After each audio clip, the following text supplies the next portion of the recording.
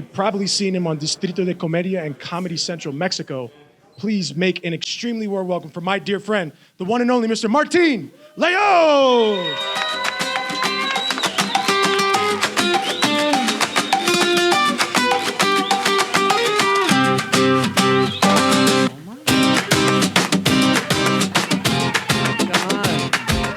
Why did you stop? Oh my God. Keep on going.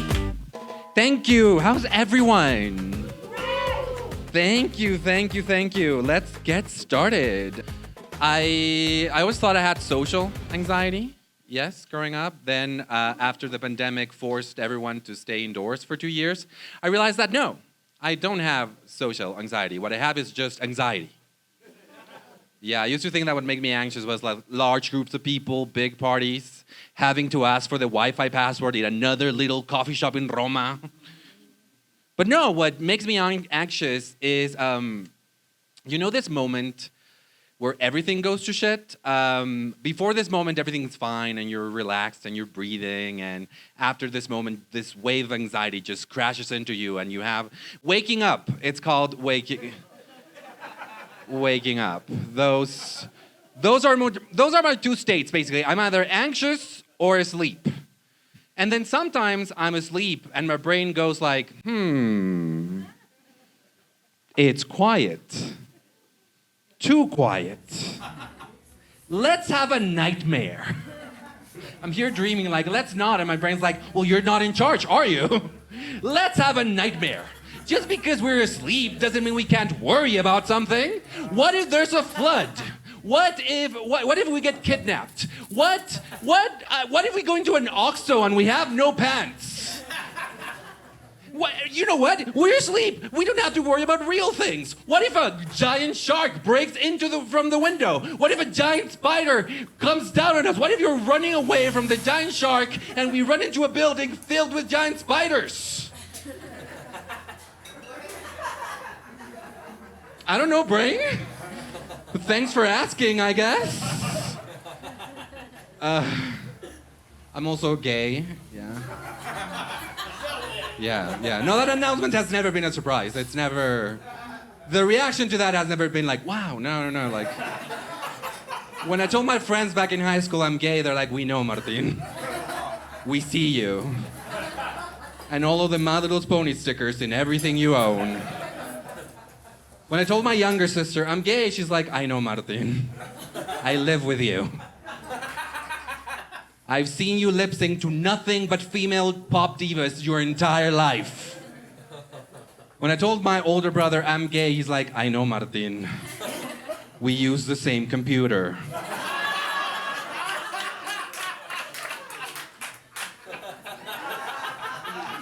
Please clear your internet search history. We both know you're not into bodybuilding.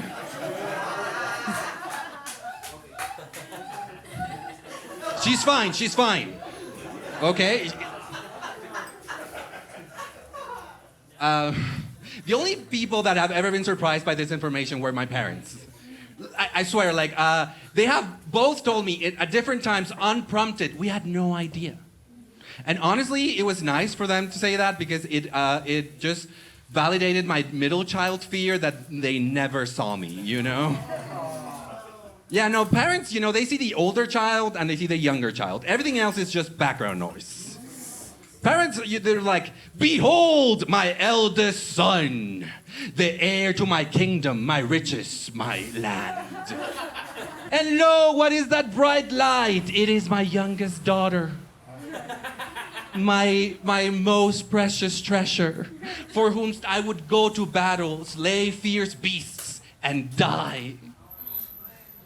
And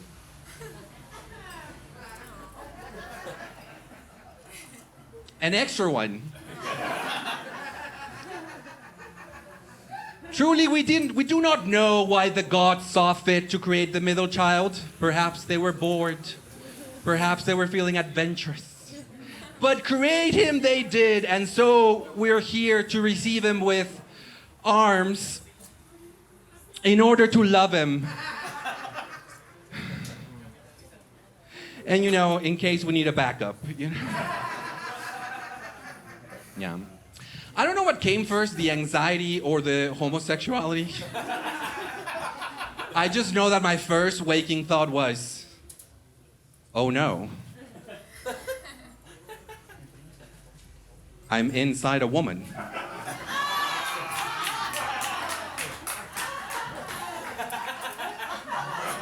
What the hell am I doing here? I don't belong. I have to get out. So I ran out, looked back, said, never going into one of those again. But thankfully, my mom delivered me where I belong, right? You know, into the hands of a much older gentleman, a doctor, who spanked me until I cried. And I have been chasing that high ever since.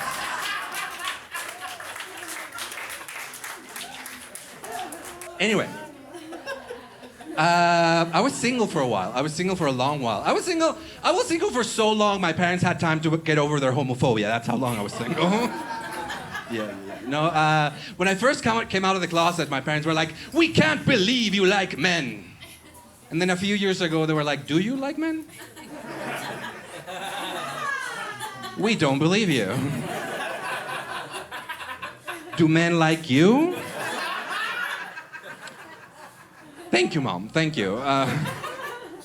My dad even joked about it. Last Christmas, someone asked my dad, Martín is gay, right? And my dad answered, yes, in theory.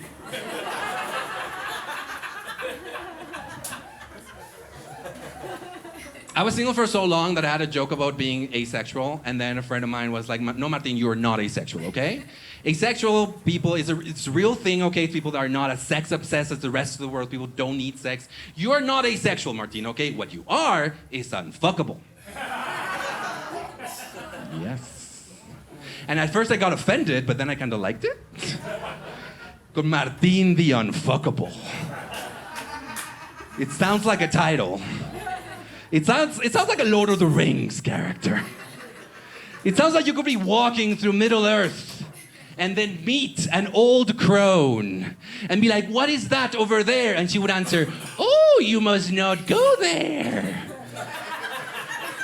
That is the fortress of Martín the Unfuckable. It's impenetrable, just like his asshole.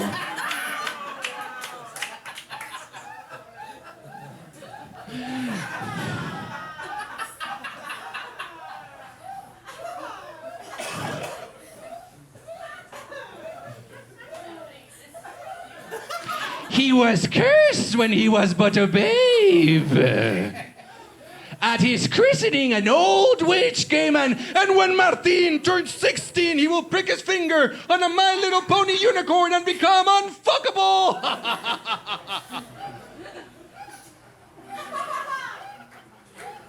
So there he lives, Martín the Unfuckable.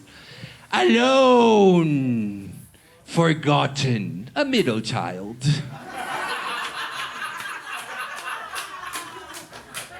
No, do not weep for Martín the Unfuckable. It's actually very comfortable up there. The Wi-Fi is great. Yeah. This is giving me life. Thank you. So, it's actually great that I was single for a while because I have terrible taste in men. Yes, I have. The first red flag I notice in a man is that I like him. And it's just downhill from there, you know? Like, if I see a lot of red flags, I don't see a man. It's like I'm a billionaire and I just saw a really poorly made submarine. I'm like, I need to go down on that. Even though it'll probably kill me. My friends are like, no, Martín, it's dangerous, don't do it. Watch Titanic instead, you know, like. But no, like anything that would make a sane person run away turns me on. You know, it's like, oh my God, did you say you do CrossFit? No, it's fine. I love listening to Joe Rogan, too. Keep on telling me about crypto.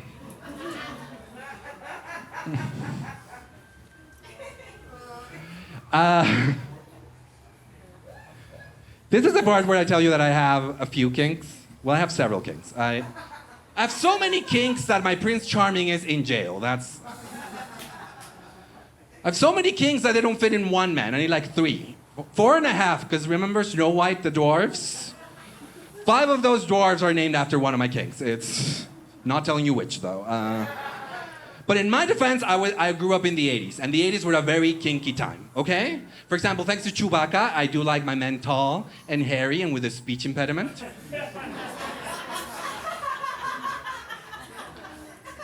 Thanks to He-Man, I like my men buff with like fake tan and fake blonde hair. Into bodybuilding. And thanks to the Ninja Turtles, I go to therapy.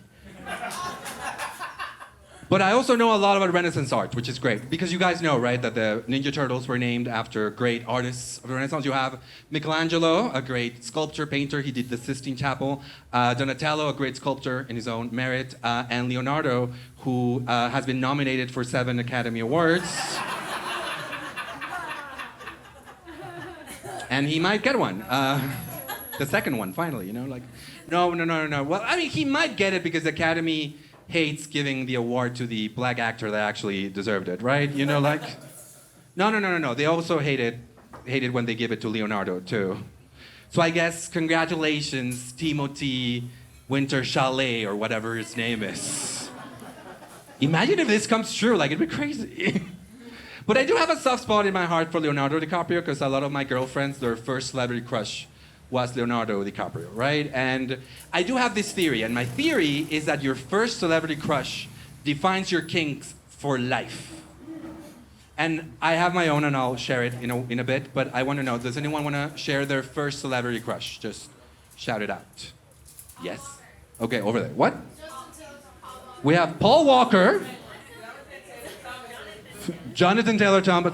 Anyone with 3 names, it's like, I don't know, 3 names, it's like, three names is like big dick energy. That's why in telenovelas, they always have like 4 names. It's like, Enrique Alejandro Esteban, how could you?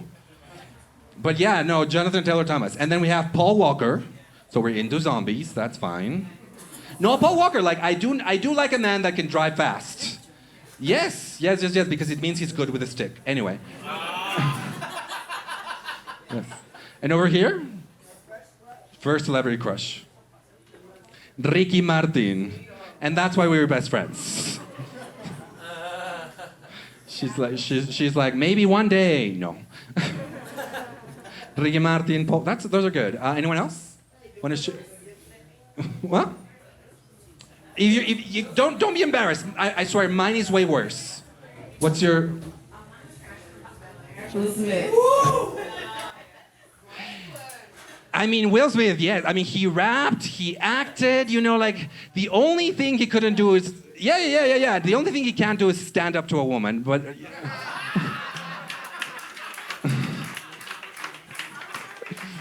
Yeah, exactly. My first celebrity crush, as I said I would share, was Arnold Schwarzenegger. Yeah. Thank you. That was the first time I got a positive response on that. It's always like, ooh. No, seriously, I like my men like I like my coffee. So strong that my friends worry about me, basically. You know? And as I said, every single kink, I can trace it back to Arnold Schwarzenegger, okay? Big biceps, Arnold Schwarzenegger. Role-playing robots from the future that want to kill me, Arnold Schwarzenegger. Pregnant men, Arnold Schwarzenegger. Although in my fantasy, I get pregnant, but let's not. What? My therapist had the exact same reaction. What? Speaking of therapy, who here is in therapy? Say, woo! Yes, give it up for mental health. Yes! So anyway, therapy. It's tough. First, it's tough finding a therapist, right? Because you need to find someone you vibe with, someone you click with. I wanted a woman. My dad just smiled and he doesn't know why. I wanted a woman because, like, with male therapists, you know, it feels so serious. Everything feels like so serious, you know. With a woman, it's like, that's not therapy, that's gossip. It's just me going once a week to her going, you're not gonna believe what this messy bitch got into. But the first, and honestly, like I started going to therapy like a few months into the pandemic. Yeah, because I lived by myself on a 4th floor with my cat, and I realized that the Tiger King had 2 husbands, and I had none. So my options were therapy or not making it. Yeah. No, actually, the first thing my therapist asked me, like even before my name, she asked me, like, have you had any suicidal ideations? And I said no, because I didn't want her to worry about me. Yes. But no. I like, honestly, like I dated a suicidal guy once, actually. I wouldn't recommend it. It's a lot of an emotional workload, a lot of like worried nights, and then he ghosted me. It was...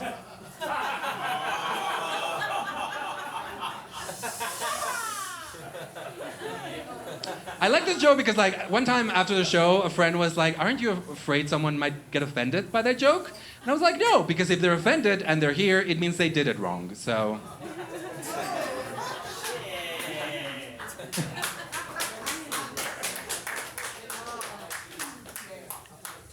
So, a fun thing about therapy is that you learn things about yourself, right? For example, one of the first things I learned in therapy, like I always thought I had low self-esteem. That was my self-diagnose, like I have low self-esteem. But then I realized through therapy that no, I don't have low self-esteem. What I have is high self-hatred. Which sounds similar, but they're not. Okay? Low self-esteem, you don't like yourself, right? You wake up, you stay in bed because you don't want to deal with yourself or anything, and then at some point you finally drag yourself out of bed, look in the mirror and go, ugh, you again. And then you go about your day. High self-hatred, very different. You wake up, you run out of bed because you do not want to deal with the person that's in there. Then you avoid the mirror entirely, and then you start doing things, you just allow anything to like distract you from your own incompetence, right? Just, anything to let you forget yourself that you hate yourself. So you're just doing anything, and at some point you find a reflective surface, a mirror, a window, something. You find it and you go, it's you! The one responsible for all of my problems. How dare you show your face around here after what you've done to this body, to this family, to this world. Be gone! I don't want to see you anymore.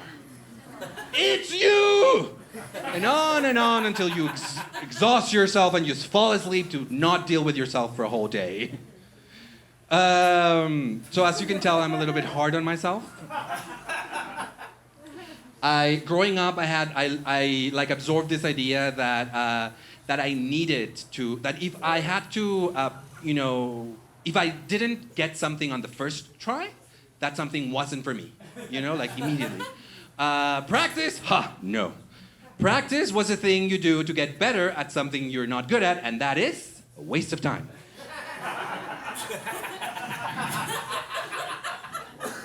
So basically, I had this character in my head, and every time I would try something new and I wasn't immediately great at it, it would berate, like it would be something like, "Hi, Martín. Hi. Did we try something new? Yeah. Did we have fun? Yeah. And did we succeed? It was a good try. I think we could... No. We didn't succeed, and thus it was a failure. Exactly. And to fail is to be unworthy of love. Exactly. So what are we going to do? What we have to do? We have to take this failure and we have to drag it to the back of our minds. And then once it's there, Martin, you're going to grab this knife and you're going to stab it and you're going to stab it until it's dead. No one can know we fail, Martin. Why not? Because to fail is to be unworthy of love. Exactly. So now it's gonna stay there. We're gonna bury there where it can rest, fester, and it can rot, and it can become fertile ground for the beautiful field of neuroses and insecurities that will turn you into a winner.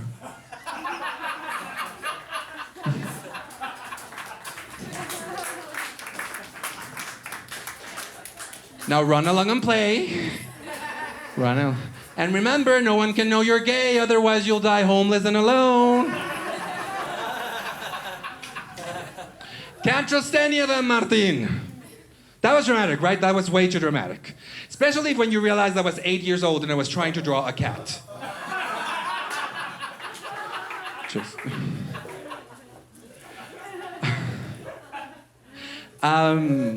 I really love my therapist because she realized really quickly that I'm a comedian, so I avoid things I don't want to talk about with jokes, right? So she has this thing that I call psychological improv. Basically, she'll ask me a question, I'll make a joke, she'll laugh at it, important because of my self-worth, and then force it. It kind of works like this, you know? She will go like, ha ha ha, yes, and this brings us back to, fuck.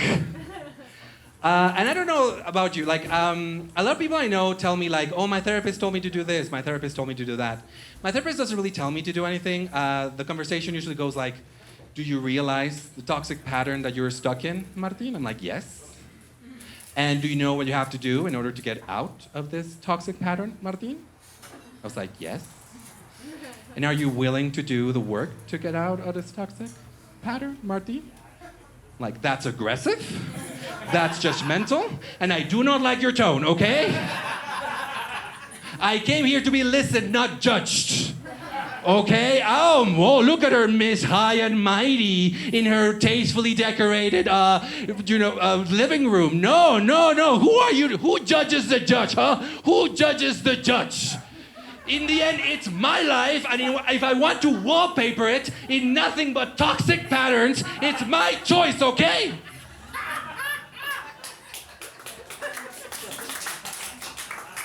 Now here's your money. See you next week.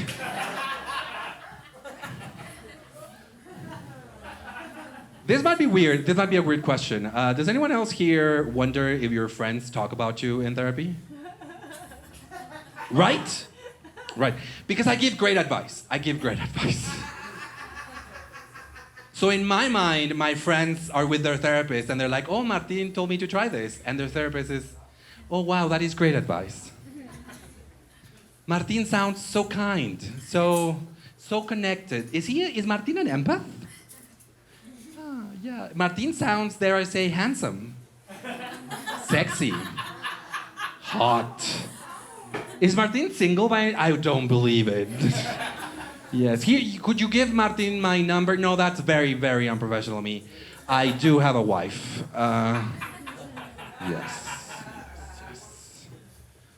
And I do. Here's the thing. Like, the other day I was in therapy, and I was spiraling. You know those times where you're in therapy and you're kind of like just going through it, right? I was just ward vomiting my every anxiety into this woman. You know, it was like 40 minutes in. I'm like, I don't know what's going on. I don't think I ever do the right thing. I don't think my comedy career is where it's supposed to be. You know, and there's this character in my head that keeps on getting mad at me for drawing cats. You know, like and I was just ward vomiting the whole thing. You know, and my therapist, when Martin, you know, I love her. She stopped me, but she was very gentle. Martin, stop.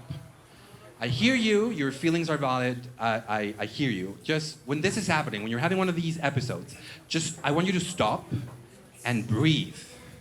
And remember that the one thing that you can do is try to be kinder to yourself. And that is something I'd like to share with everyone. Because the moment she said it, you know, like half my brain went, that's right. The only thing I have to do is try to be kinder to myself. And then the other half of my brain went, that's right, Martin. The one thing you have to fucking do is try to be kinder to this pathetic thing you call a self. Is that so hard? Stop crying. So what I'm saying, it's a work in progress, right? It's a work in progress, and sometimes we fail, and to fail is to be. Thank you. No, like I said, I was single for a while. When you're single, people get really concerned. They're like, and it's not a nice concern. They're like, oh, you're single? Oh, that must be hard for you. It's really hard being single nowadays, huh? How are the apps treating you? And I love it because, like, people in relationships, they love giving advice to single people. It doesn't matter how long it's like, it was 1 week ago they started dating someone, and then today they're like on Instagram, like, well, I'm kind of an expert in relationship now. So if you want to leave your question in this box, I'll get to it later after the date with my boyfriend. So like, and it's never good advice. Does anyone want to share any advice they got from a friend in a relationship? Any advice? None advice. Any in the back? Just shout it out. 80-20 rule. What's the 80-20 rule? You kind of have to like 80%. Like 80, you will like 80? 80%, like nothing's ever perfect match. Like, Oh yeah, of course. I mean, my friends just told me your standards are too high, Martin. You have to bring them down. You're 40, Martin. That you need to. Yeah, it's my friends were 80-20, but the other way. They're like. They're like, he has a pulse, Martin. You know, like. Give the man a chance. Lorea and I once told a friend our great advice was, what's the worst that could happen? We told her, come on, go with the guy. What's the worst that could happen? The guy was married. Yes. And unlike with gay people, that apparently stops the straights. Any other advice? Any other just... Plenty of fish. Plenty of fish in the... I love that. They're like, don't worry, there's plenty of fish in the sea. And I'm like, yes, there are plenty of fish in the sea, but I'm 40. This is the deep ocean, okay? It's nothing but monsters that are not meant to see the light of day. And I know that because I'm one of them, okay? I'm the little anglerfish that tried to go to the surface and died. One that I got told several times is, just put yourself out there, Martin. Just put yourself out there. You know what's out there? Danger. Horrible people. Like, I don't want to get hate crimed. Not unless the guy's hot, but... What was the other one? Be yourself. Be yourself. So easy. Be yourself. Who have I been all this time? Who is this person that has been constantly sabotaging my romantic life? Who? It's you!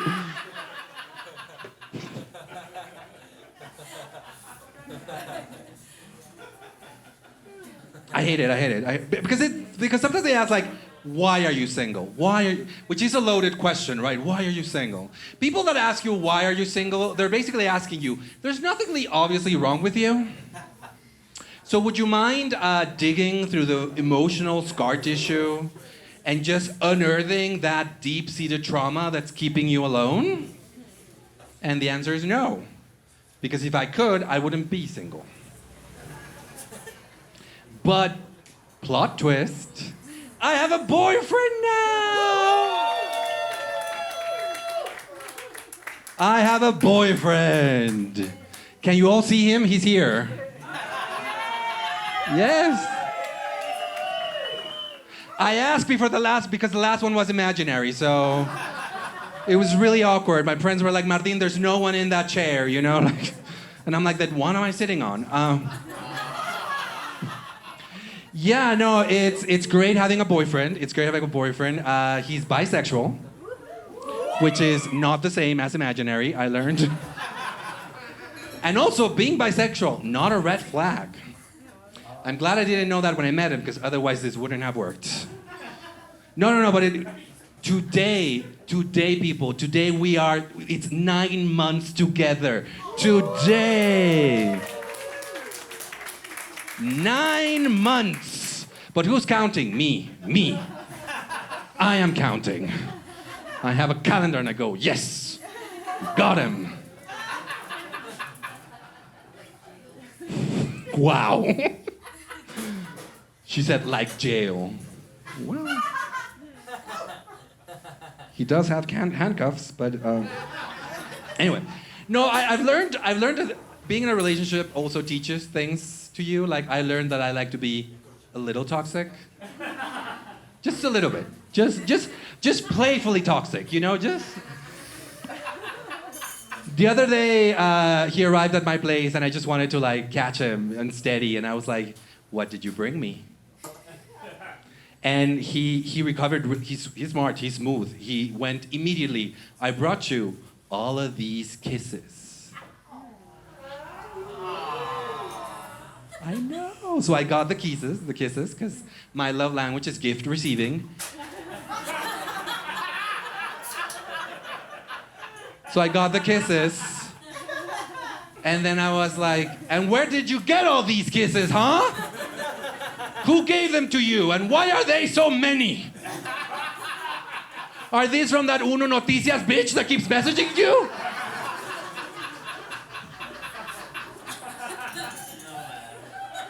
But also a nice thing about having a boyfriend, I now get to give advice to single people.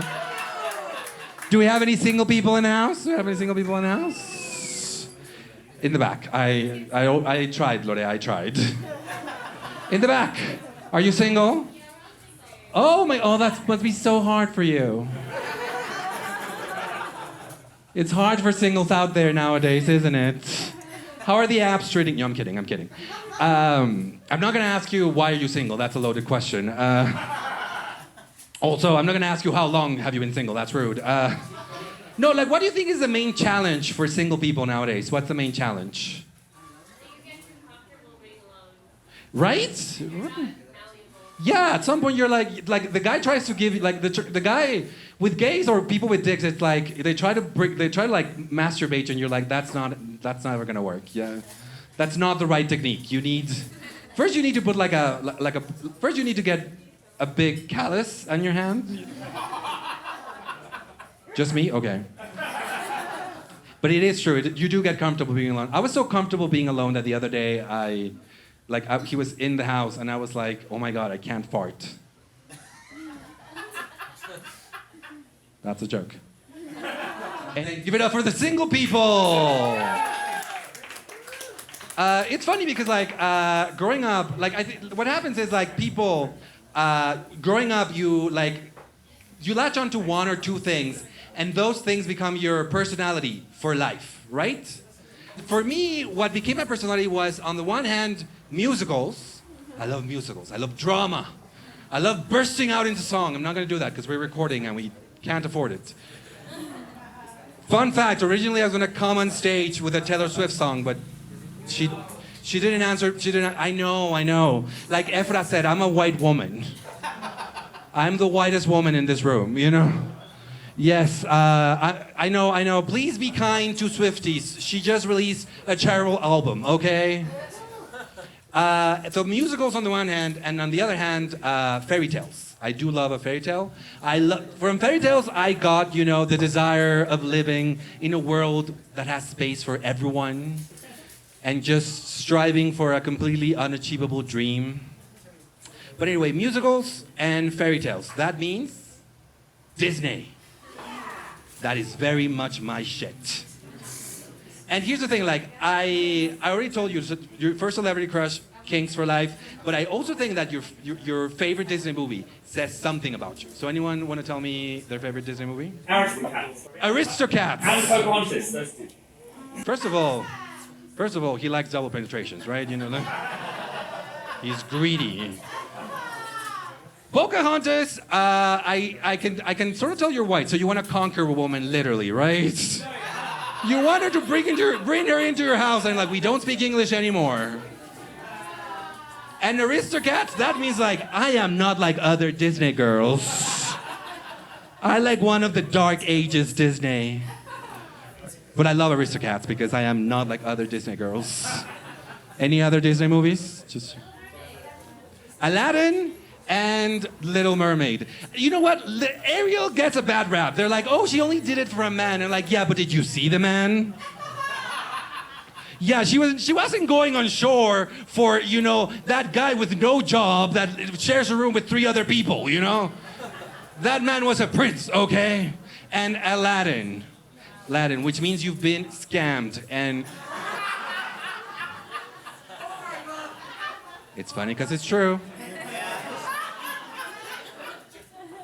My favorite Disney movie was Beauty and the Beast, and I do relate to Belle, because she reads, I read. She wants adventures in the Great White Somewhere, me too. And she talks to inanimate objects in her house, me too. And then the Prince and Beauty and the Beast, Adam the Beast, you know. What do we learn from the Beast? We learned, never tell a man you love him. They change. All of a sudden, they're like precious. They start manscaping. They don't spank you as hard anymore. And I have to admit it, I had the biggest crush on Gaston. Yes, I am sorry. I know, he was a walking red flag. He was even dressed in red. But I didn't care. I didn't care that Gaston was toxic. I cared that no one's quick as Gaston. No one's slick as Gaston. No one's neck is as incredibly thick as Gaston. You know that part where he opens his shirt? That scene changed my brain. That song, I know the whole song. That was basically my first porn, you know, like.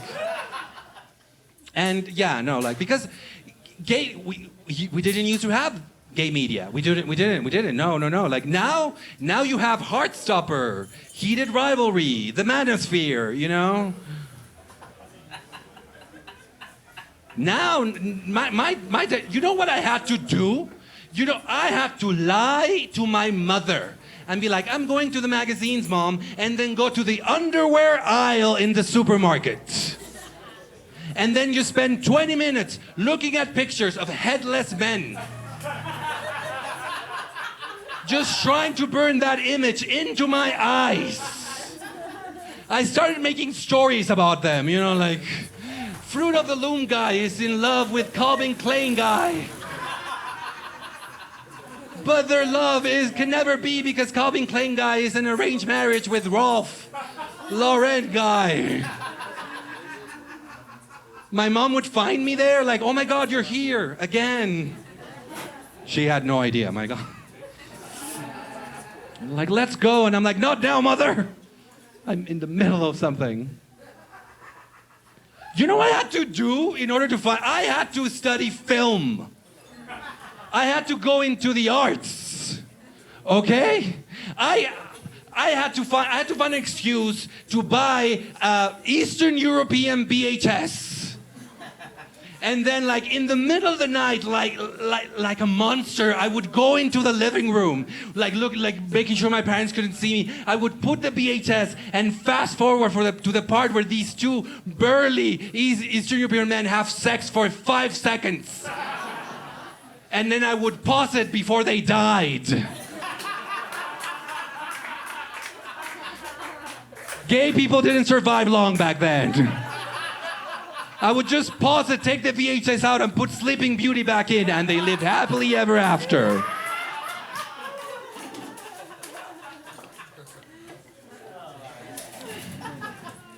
So I had to make up my own stories. So that's how I got into fan fiction. Anyone here know what fan fiction is? Fan fiction, for those who don't know, it's basically these stories that it's more like a female version of fandom. They write stories about characters that exist, right? It kind of started with Star Trek. Fans would make stories of Kirk and Spock where they would fall in love and have a lot of sex. And that was very much my shit.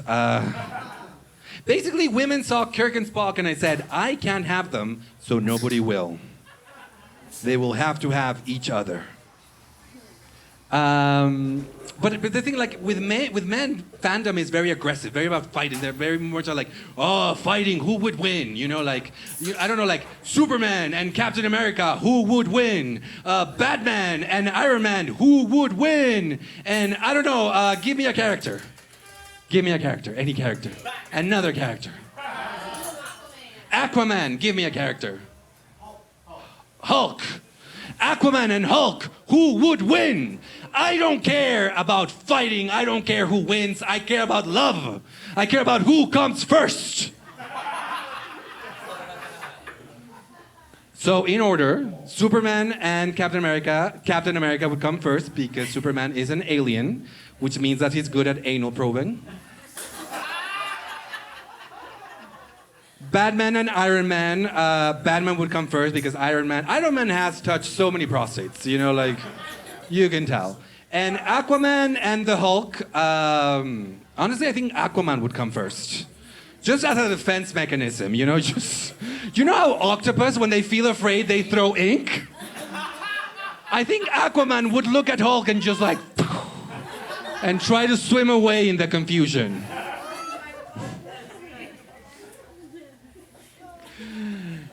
So just to finish, the last piece of the puzzle of this hopeless romantic puzzle is this book. You know, when I was young, I started cooking. I loved cooking. One time I was with my mom and I was like, oh, I wish we had cake. And my mom went like, I think we can have everything for cake in the pantry. And I was like, what? She's like, yeah, there's flour, there's cocoa, there's eggs. Yeah, we have everything. And I'm like, do the authorities know we have everything for cake? Is this knowledge we are allowed to have? Do the gods know that we can just will a cake into existence right now? Is this legal? And and immediately baking and cooking became my love language. You know, like there's this recipe for red wine chocolate cake that is basically my most sincere form of affection. If I ever told you I loved you and I haven't made you this cake, I lied. And then one day my mom's like, well, you know, you like reading, you like cooking, here's a book you might enjoy. And she gave me Like Water for Chocolate. I was 13. It's not a book that's appropriate for 13. I started reading at one point, I was like, oh my God. I don't think my mom remembers this part. And I'm not gonna tell her. So the Cliff Notes, for those that don't know, spoiler alert for a 30-year-old book, by the way, but anyway. So there's this girl, and her name is Tita, and Tita learned to cook, so she's like me. And she learned to cook from her nana, right? And when Tita cooks, her emotions get infused into what she's cooking, which is honestly how cooking feels like, right? So Tita, she's in love with her neighbor, Pedro. And in my mind, Pedro was the most handsome, the most beautiful man alive, Arnold Schwarzenegger. And Pedro loved Tita, and Pedro came to Tita and went, Tita, I can't do the accent. And he's like, Tita, I love you, let's get married. But Tita is the youngest in her family, so she can't get married until her mom dies. Should have been the middle child, Tita, they don't care when you're that. So, Pedro goes to ask for the hand in marriage. She can't do it. She's the youngest. And Pedro gets this very smart idea. He goes to Tita and says, you know what? I can't marry you, but I can marry your sister. So we'll be closer. Because like my English teacher said, you can't trust men. Okay. So the guy marries her sister, but they're still in love. And then Tita has to make her sister's wedding cake. Yes! And she's so sad. She's crying into the batter while she's making the cake. So everyone in the wedding gets sick of sadness and pukes into the river. And honestly, good for her. And that, but no, not all is good because her nana also tastes the cake and she dies of sadness. I'm 13. So So anyway, so then later the guy brings roses for Tita, but he's married to her sister, so Tita can't keep the roses. So she uses roses to make a dish, quails in better roses. And the whole family eats the quails, and they get so horny because Tita is so horny and so hot when she's making the quails. So hot and so horny that all of the family gets hot and horny. So hot and horny that the other sister has to run out to take a shower, and she's so hot that the water evaporates before it touches her skin. I'm 13.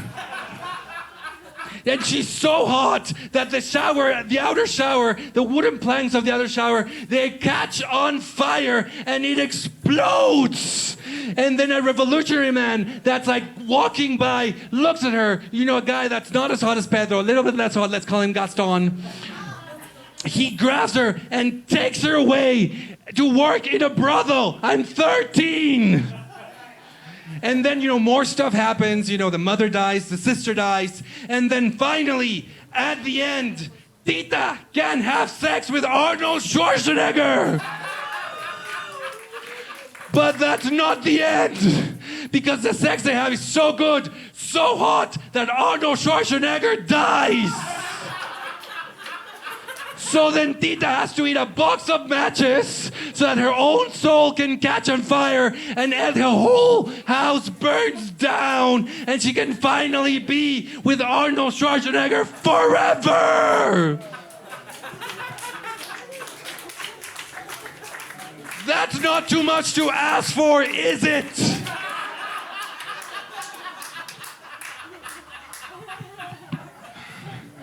Anyway,